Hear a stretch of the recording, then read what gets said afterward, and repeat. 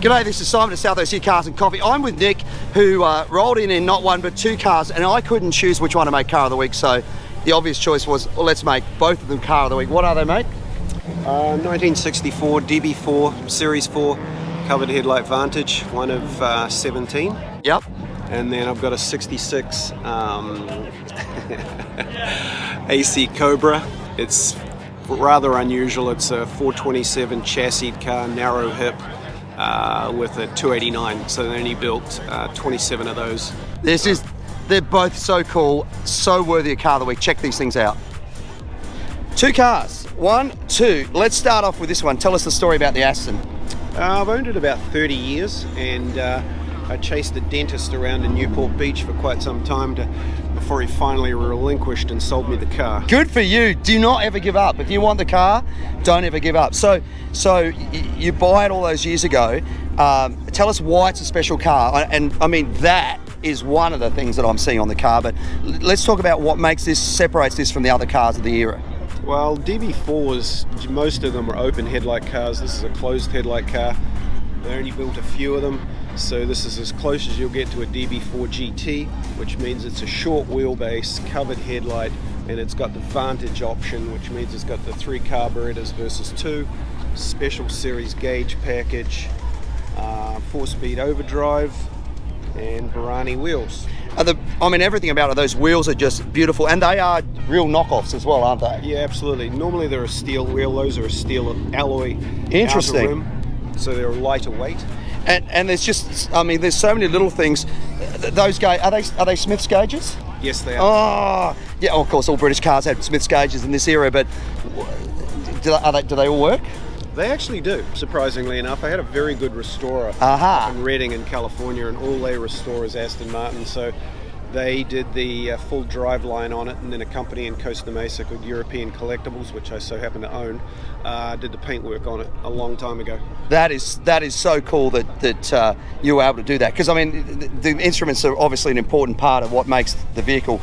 This era, obviously, the James Bond movies made these cars popular and cool and the ultimate car, but they weren't, as you said, they weren't all the same. A lot of people think, oh, yeah, that's a DB4 or a DB5 or whatever. They didn't realise that there are a lot of variations that you could order, or custom versions as well, like this particular car is, right? Well, I think the first James Bond one was actually a DB4, but they put DB5 scripts on it, so this is actually the same body.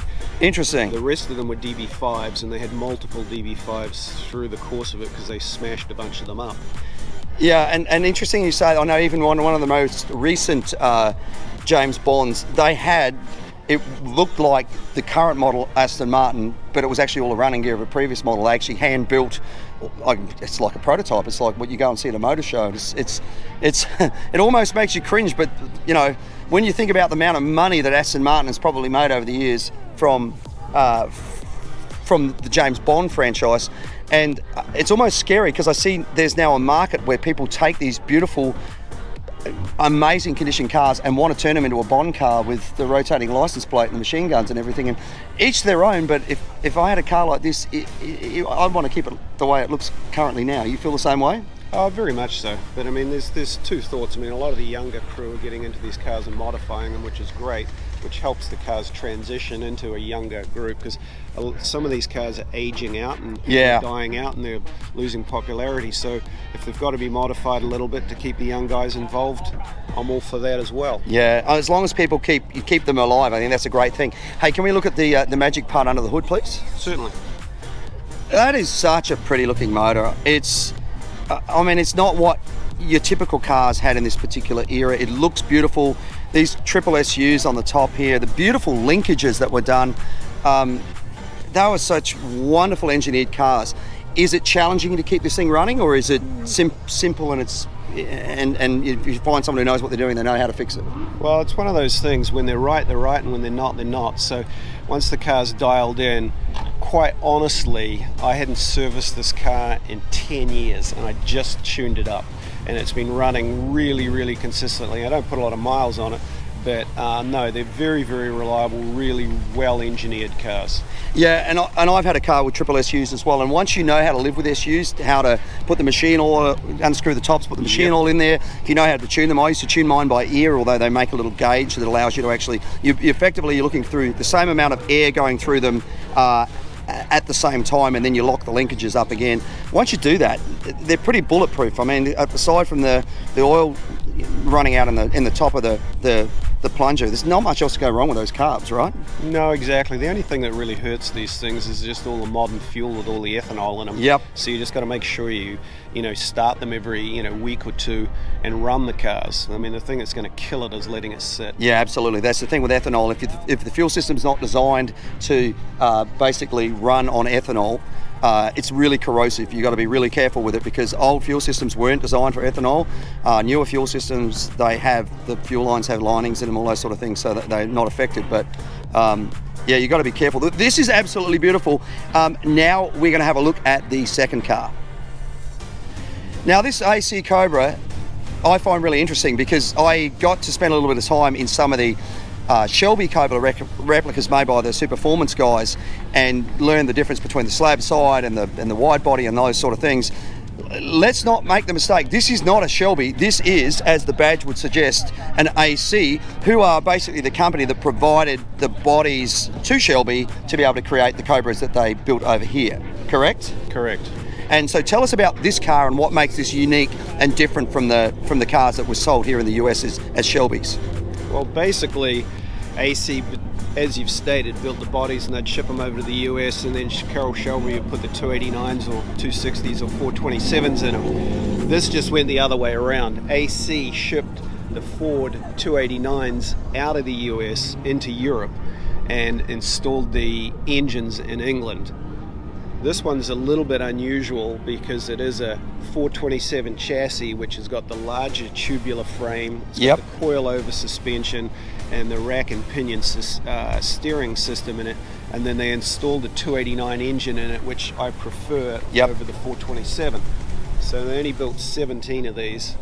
I mean, I think it's a great car. I've driven a 427 car, replicas of course, and also the 289 slab side. Well, you're spot on. From my experience, you drive the slab side, and the modern ones, have slightly different gearboxes and those sort of things in them. But you can feel that the suspension and the handling and everything is a little bit more, well, it is mid-60s. And then you go to the later model version of the Shelbys, and you can feel that better suspension. This is the best of both worlds. You've got a great looking car, you've got great suspension and great chassis, so it's going to handle well. And then you've also got the 289, which the nice thing about that is it's a lot more easy to drive and less of a handful and less likely to overheat and all those other things that go along with it, correct?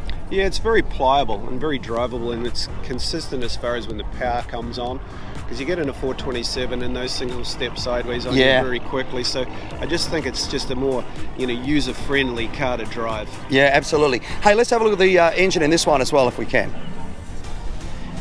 So there's that 289, and when I look at that, one of the things I'd like about this car is the ability to work on it easily. There's plenty of room around it. Heck, you can just about get in there and change your clutch from the top of this thing, which is incredible. But it's a very neat but very practical engine bay as well. One of the things, look how tiny the little electric fan is down on the front there. Clearly for England, because they didn't have issues with a lot of heat over there and overheating, but it's a really, really neat looking car. Now, is this the original colour? Yes. So this was actually the London Motor Show car in 1966. Wow. I've got every single piece of paper from day one. In fact, it was a dignitary's wife, some ambassador's wife, walked into the London Motor Show in 66 and saw this car up on the stage and purchased it. Oh, so she was driving around this thing in London in the 60s. She serviced it at AC all the way up until 1980, and then it was shipped into the US. Wow. And how long ago did you buy it? I've only had it about 18 months. Right. But when it came into the US, someone unfortunately painted it red. Oh. We completely tore the whole car down, and then I ended up pulling the whole drive line out of it and restoring it. But I left all the original interior in it, all the original patina in the engine compartment. Yep. and then brought it back to its original color of Pacific green. It's absolutely beautiful. Just everything about the car is just wonderful. The wheels, the look on the front, and I love the AC.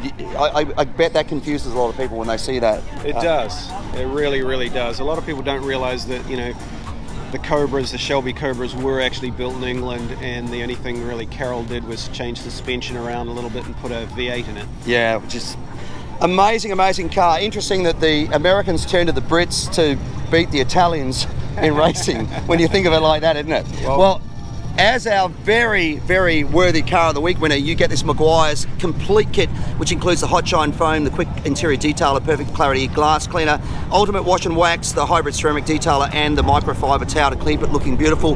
These two cars are so special. Thank you so much for bringing them out today, and congratulations. Cheers, thanks. My pleasure.